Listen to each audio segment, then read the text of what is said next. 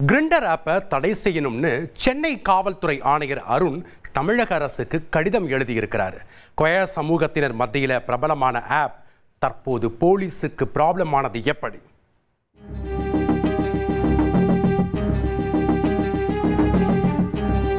LGBTQ சமூகத்தினர் அவங்களோட உறவுகளை டாப் அப் பண்ணிக்கவும் உணர்வுகளை ரெஃப்ரெஷ் பண்ணிக்கவும் தான் கடந்த 2009 வருஷம் கிரிண்டர் என்கிற ஆப்பை அமெரிக்காவை சேர்ந்த டெக் தொழிலதிபர் ஜோல் சிம்காய் லான்ச் பண்ணாரு.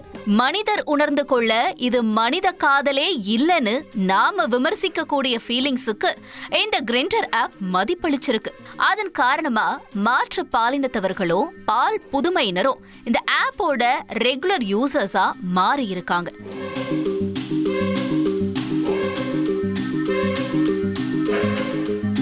வெஸ்டர்ன் கண்ட்ரீஸ்ல கிரிண்டர் ஆப் உண்மையிலேயே பலரோட வாழ்க்கைய வசந்தமா மாற்றி இருக்குன்னு பலரும் பாசிட்டிவ் ரிவ்யூ கொடுக்கறத நம்மளால கண்கூடா பார்க்க முடியுது.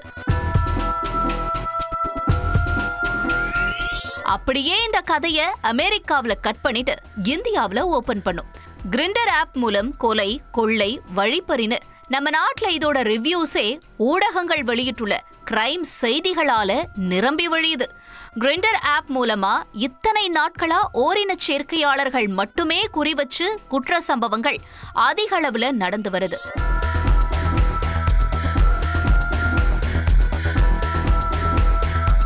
ஆனா தற்போது சிந்தட்டிக் ட்ரக்ஸ் விற்பனையும் கிரிண்டர் ஆப் மூலமா அமோகமா நடப்பது தெரிய வர காவல்துறையினரே அதிர்ந்து போயிருக்காங்க.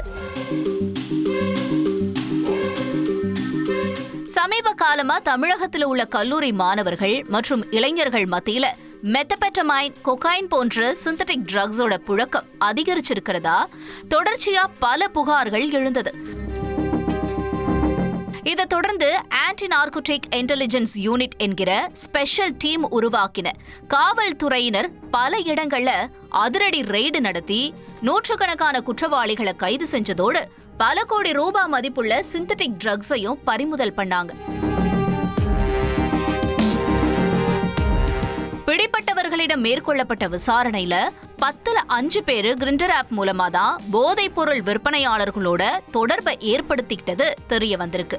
அது மட்டும் இல்லாம இந்த ஆப்பை யூஸ் பண்ற பால் புதுமையினருக்கும் கூட இது தொடர்ந்து அச்சுறுத்தலா இருக்கிறதால சென்னை மாநகர காவல் ஆணையர் அருண் தமிழக அரசுக்கு இந்த ஆப்பை தடை செய்ய கோரி கடிதம் எழுதியிருக்கிறதா தற்போது தகவல் வெளியாகியிருக்கு.